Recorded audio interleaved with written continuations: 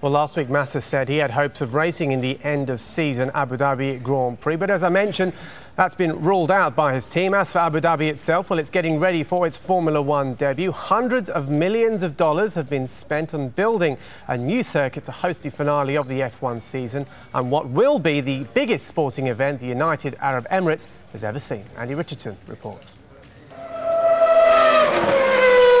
It's a noise Abu Dhabi will have to start getting used to.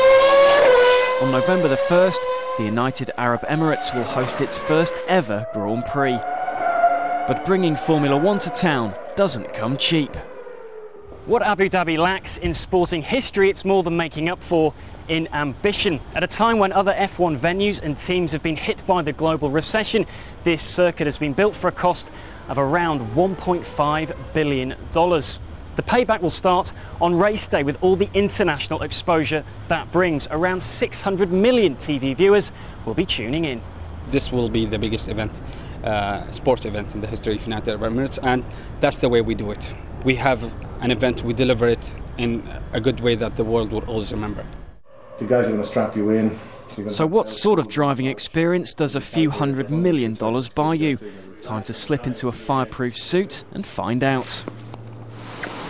Thankfully for all concerned, I was just to be a passenger in a modified two-seater F1 car.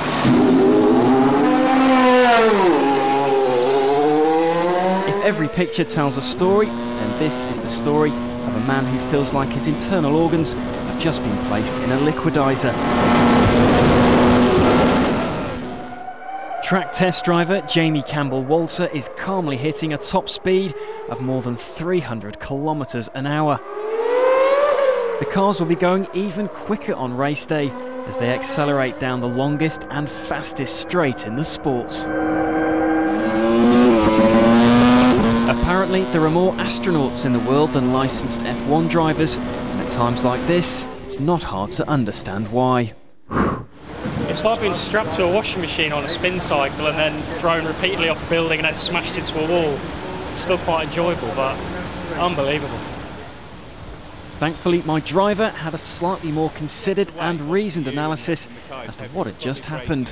When we hit that pedal, we're applying with one leg 110 kilos of pressure. We're doing that 17 times a lap. Then do that for 70, 80 laps. You can see that you know it's quite physically demanding. Concentration level has to be maximum, because if it's not, if you miss that breaking point by a metre, you're off. The world's best will soon get their chance to test themselves at what will be the final race of the season, and the world title could well be decided here. Money, it seems, really can buy you a piece of sporting history. Andy Richardson, Al Jazeera, Abu Dhabi.